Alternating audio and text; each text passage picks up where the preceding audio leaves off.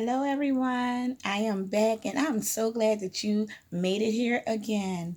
I want to talk to you today about a very, very important topic, and it is called self awareness. And self awareness plays a really big part in our lives.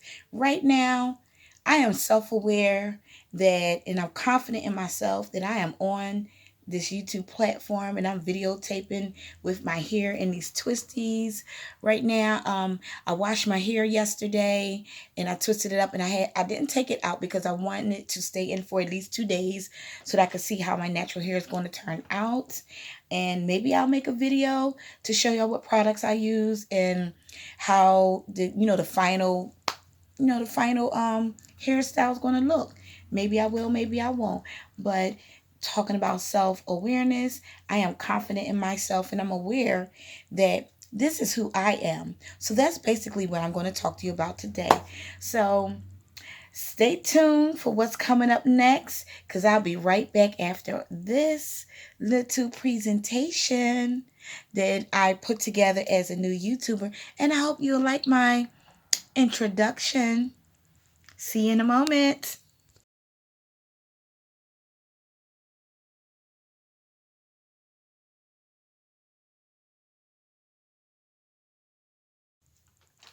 Okay, I am back. So, self awareness. What does self awareness mean? Self awareness means being conscious of one's own character, your feelings, your motives, your desires. It basically means being comfortable in the skin that you are in. I thought about doing a video called being okay in the skin that you are in. And I wanted to focus that on how we are people of different shapes and sizes and how we have to come to a place in our lives where we're happy with ourselves. But maybe I'll come back another time with that particular video. And it kind of segued me into the self-awareness topic that I want to talk about. Once again, I always have my handy dandy notebook with my notes in it that I like to write down. Everything isn't going to be scripted, but I like to keep myself on a steady pace of what I'm talking about. So, with that being said, Merriam-Webster's definition of self-awareness is it states it is being aware of one's own personality and individuality. How many of us can say that we are aware of our personalities? Do we really know ourselves? Are we really true to who we are? Or are we putting on a facade? And I'm going to get into that about the false self a little bit down the line in this video. So, you know the phrase being true to thy own self or to thy own self be true. We know that those of us who can remember Shakespeare's Hamlet, um, Shakespeare's Hamlet basically talked about being true to thy own self. Now, I'm not going to go into details about that particular play because that's not what I'm here to do. And y'all can go look that up for yourselves. Go online, go on YouTube. You might find a video of that play, and then you can know what I'm talking about. Um, Basically, all is saying that you are walking in one's own truth and reality. That's what self awareness is about. You're walking in your truth and your reality about who you are, what you like, what you're comfortable with, your feelings, and all those things like that. Now, there are two forms of self awareness: internal self awareness and external self awareness. Internal self awareness, I basically said that in the beginning, it is basically about knowing your own self and what you are about. External is how other people see you and how they are aware of who you are. And self awareness comes about, the development of self awareness comes about as early as 18 months. When you're a little child, you learn that in psychology, the different stages of child development, and how when children are very little, very young, at 18 months, 2 years old, they start becoming aware of they can crawl, they can walk. They're becoming aware of how they can say mom or mama or mommy, or how they could say eat or night night, things like that. They say they becoming aware that those things bring about change in their lives. And even though they're not yet at the point of knowing their own reality, they know they have a desire. That's part of their desire, is developing, it is emerging into the self. So you have to go back in, and I don't want to get too much into psychology. Like I said, I'm a social worker by education, and I work as a case manager right now, and so psychology is a part of my field. And I don't want to go too much into that, but I will have some links down below to some of the websites that you can go to for yourself and get more information, because we all want to learn. We're all here to learn, right? We're all here to learn about self-awareness. And even though I talked before previously about self-care, self-care goes along with self-awareness. Once you are self-aware of yourself and things that you got to do, you're going to activate self-care in your life. But we're not going to go back into that. Check out the video on self-care and you'll know exactly what I'm talking about.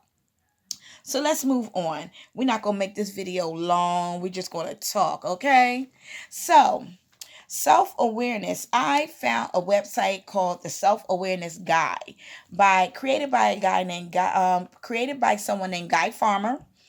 And he said there are 25 characteristics of self-awareness. Now, I'm only going to say 4. I might just say 3, and you can go back and read the other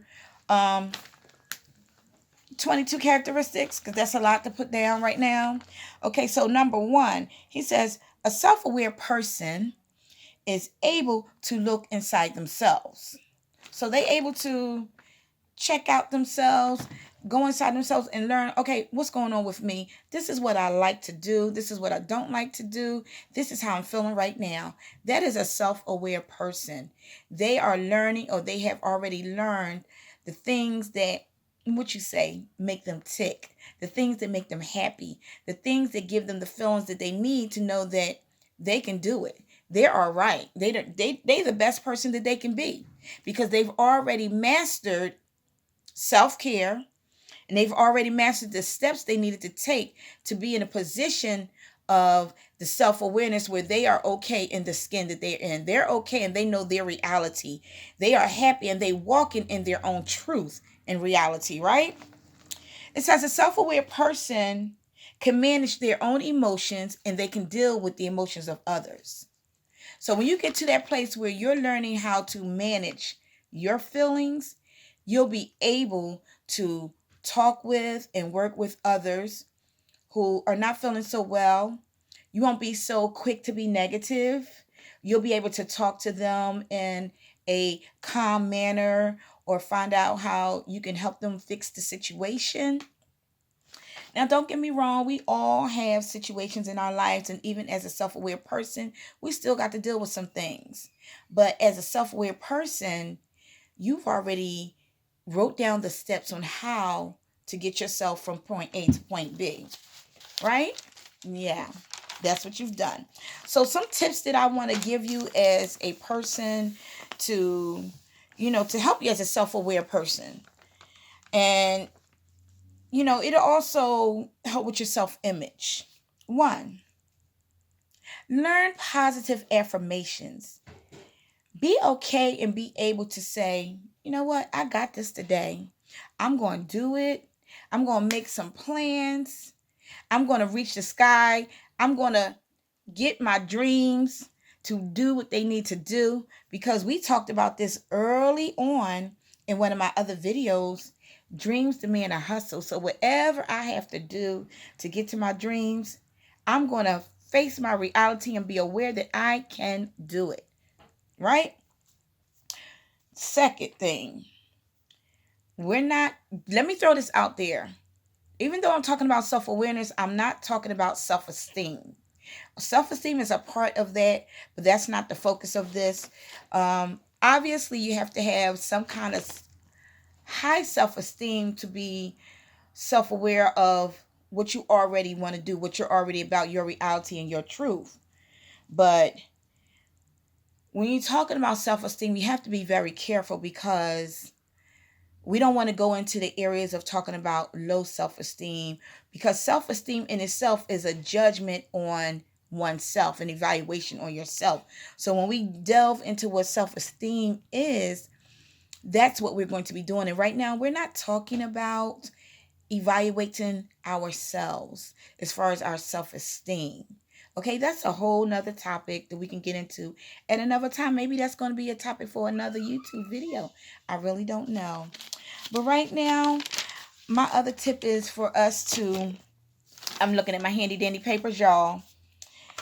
We already know, listen to your inner voice. And how do we get that? We already know one of the characteristics that Guy Farmer says on his website, that one of the characteristics of a self-esteem, self-aware person is being able to look into themselves. So when you're looking into yourself, you have to also listen to yourself. Those thoughts that come into your mind, listen to what they're saying. If your thoughts are saying, you know what, sis, don't do that, because that's going against your character, it's going against your morals, it's going against your values. That's not who you really are. So don't do it. That's how self-esteem and our characteristics start to work and start to be activated to help us to be a better person. So all I want you to do is think about how you can make yourself become more aware of the things that are your truth and your reality. Look back on dreams that you've had, goals that you've had, and if you've lost touch with that, bring it back to the forefront. Look it up. Get a dictionary. Go online. Check it out. Talk to your doctor. Talk to your pastor. Talk to your teacher, your sister, your brother, whoever you need to talk to figure out what type of person you want to be, what type of person you think you are. Because who you started off as don't have to be the person you need to become or you want to become. We are always forever in a constant state of being, a constant state of growing, a constant state of learning how to be a better person, not just for ourselves, but a better person for other people. We are learning as individuals to walk in our reality, to walk in our own truths. We're learning self-care so that we can be okay to help others, because why? We are helping ourselves to grow and to become more of a human being. And we're walking in our self-awareness because we are aware of our own characteristics, the type of person that we are. We are aware of our goals and our morals, our feelings and our desires. So I implore you to start thinking about good things of yourself. If you wasn't a self-aware person before this video, I hope you think about becoming a self-aware person after watching this video. And if you have any comments or questions or tips that you just want to throw in there and say, Keysha, look, I thought about what you said and I'm still struggling in this area. What other advice do you have for me? Put the comment down below and I will make sure to get back to you as quickly as you put it in there, as humanly possible. I will get back to you and answer your question. And if I don't have the answer for you right now, guess what I'm going to do? I'm going to research it. I'm going to look it up. I'm going to ask somebody, and then I'm going to come back to you. So I hope to see you on the next video. Check out my previous videos on self-care, Motivational Monday, Wellness Wednesday, and learn how to make your life a little bit better.